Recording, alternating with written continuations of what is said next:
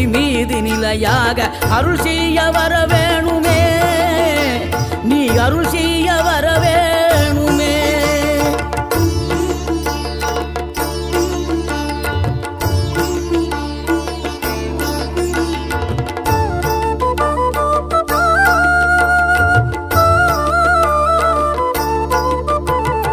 இகழ்தலையும் புகழ்தலையும் ஒரு முகமாய் கருதும்படி செவி உரைத்த முத்து குமரன், நீ வறுமையையும் வளமையையும் சமநிலையை உணரும்படி மதி கொடுத்த செல்வ குமரன்.